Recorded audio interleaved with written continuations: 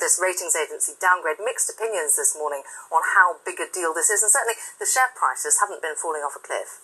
No, I don't see it as a particularly big deal, particularly for the UK banks, because what Moody's was evaluating is the whole issue of the Eurozone and the banks' exposures globally to the Eurozone. And they downgraded 16 banks, including American banks like Citibank and Morgan Stanley, Deutsche Bank, BNP Paribas in Europe. So it's a collation of the issues in the Eurozone that's reflected back in the bank grades. Now, people saying that this is going to have knock-on effect on the real economy, that mortgages are going to become more expensive, less money going out to businesses who need it, that sort of thing. Do you think that's overblown?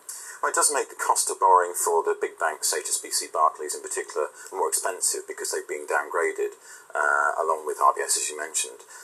Lloyds is an exception because they're much less exposed to the capital markets of the world and the Eurozone.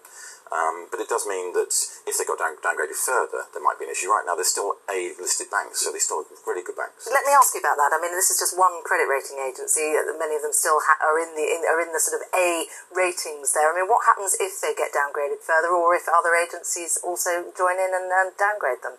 Well, there are three big agencies, Moody's, Fitch and Standard & Poor's. And Standard & Poor's is the one that most people look to as the major factor in terms of gradings that are followed. So if all three downgraded, I think there would be a major issue. And particularly if they're downgraded to B listing, which means that they're getting towards the status of not being credible. Junk, almost, yeah.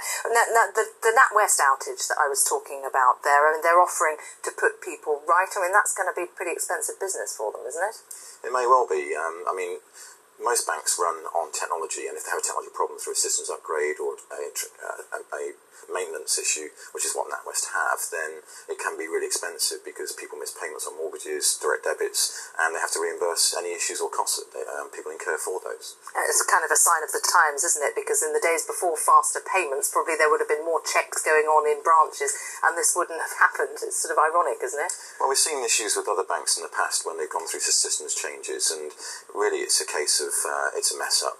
It shouldn't have happened. I just hope they get it sorted out as quickly as possible, because if it continues, then it's going to become a major factor issue for them. Now, we had the independent audit come through yesterday for Spain's banks. I mean, do you think that this is going to be the start of the end of the problems there, or is this just really putting plaster over the cracks? Well, everyone would like to see the end of the issue. People were saying Spain's issues were going to cost the banks there up to 100 billion euros, so 62 billion is less than expected. Having said that, Spain still has problems, Italy still has problems, Portugal, Greece still have problems. Until they are sorted out as a Eurozone leadership by Angela Merkel and the German-Franco alliance, we still wait and see. Yes, indeed, we wait and see. Chris Skinner, thank you very much indeed. Well, let's have a quick check on